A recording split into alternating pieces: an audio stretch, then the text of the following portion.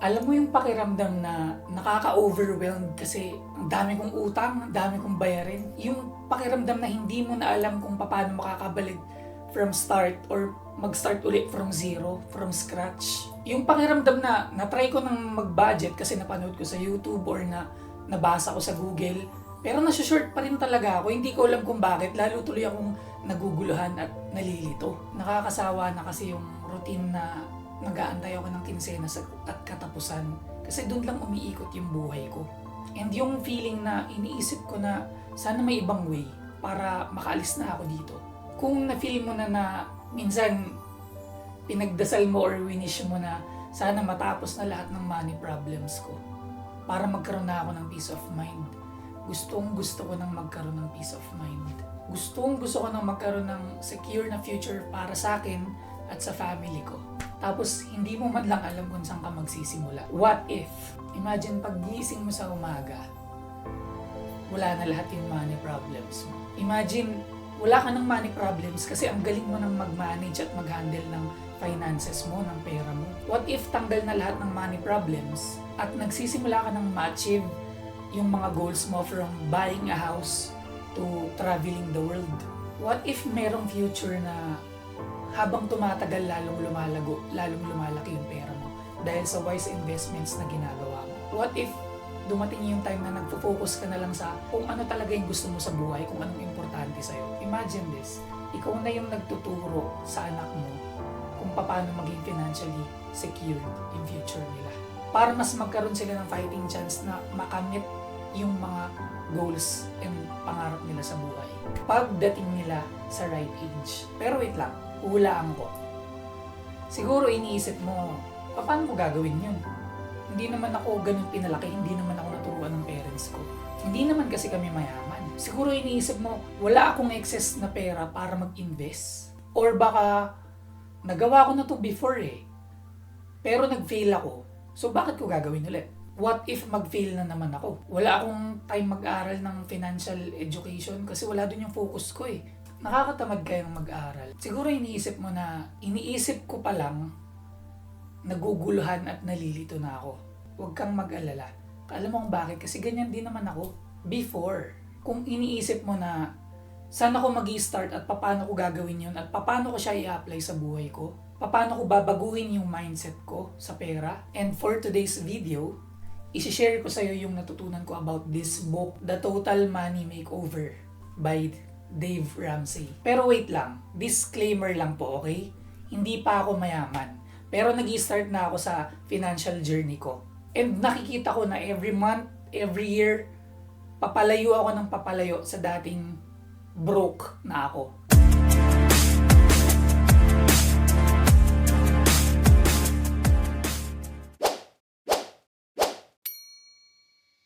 Tara, simulan na natin. This is the 7 baby steps method. Baby step number 1. Save a small amount of money for your emergency fund.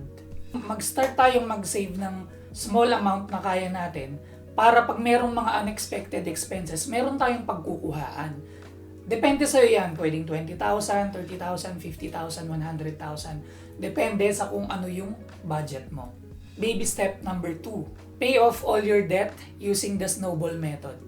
Bayaran natin lahat ng utang natin. Pwera lang muna sa bahay kasi masyadong malaki yan Ano ba yung debt snowball method? Ililista mo lahat ng utang mo from pinakamaliit hanggang pinakamalaki. And then, uunahin mong bayaran yung pinakamaliit para magkaroon ka ng momentum hanggang sa mabayaran mo na lahat. Baby step number 3, save 3 to 6 months of emergency fund. Once na mabayaran mo na lahat ng utang mo, pwede ka nang mag-save ng emergency fund for 3 months na lang muna para mas madali. Kung ang gastusin mo buwan-buwan is 20,000, and then mag-save ka ng 60,000 kasi 3 months di ba?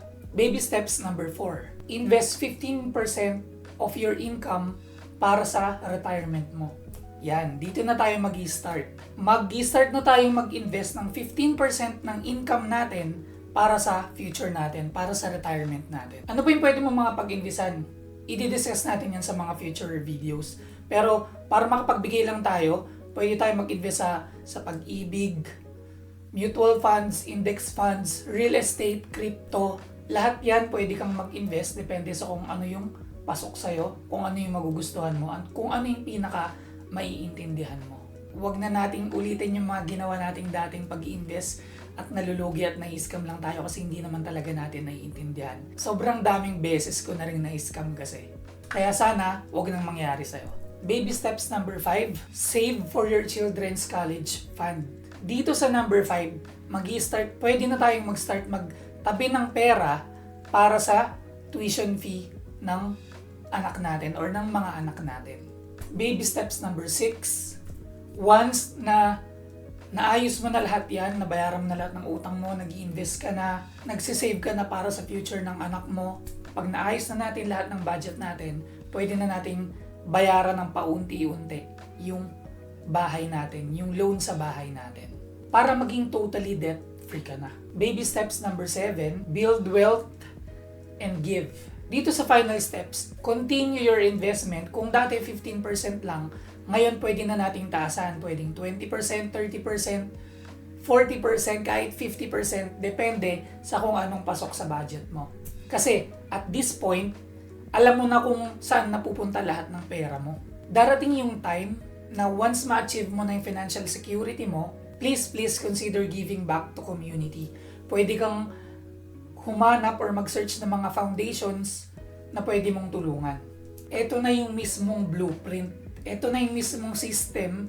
Ito na yung mismong step-by-step method. Susundan mo na lang. Dadaanan mo na lang. Okay, so mag-recap lang tayo. Baby steps method by the Total Money Makeover. Baby step number 1, save a small amount for your starter emergency fund. Baby step number 2, pay off all your debt using the snowball method. Baby steps number 3, save 3 to 6 months of fully funded emergency fund. Baby steps number 4, invest 15% of your income for your retirement. Baby steps number 5, save for your children's college tuition, college education. Baby steps number 6, pay your home loan, house loan early. Baby step number 7, build wealth and give. And that's a wrap. I just want to say thank you so much for watching this video until the end. Excited akong malaman kung ano yung mga steps na excited kang gawin after mo malaman tong baby steps method. Please share in the comments. Sana hindi ko nasayang yung oras mo. Kaya naman, please don't forget to hit that subscribe button and click that notification bell para naman updated ka sa mga videos natin na parating. I will always end my video with my favorite quote, which is, do not underestimate the power of one more. You are so much closer from the life that you have to the life that you dream of. Your one like, one comment, one share, one subscribe, one video, one person, one decision away from a completely different life. Naniniwala ako sa'yo, proud ako sa'yo, good job ka today.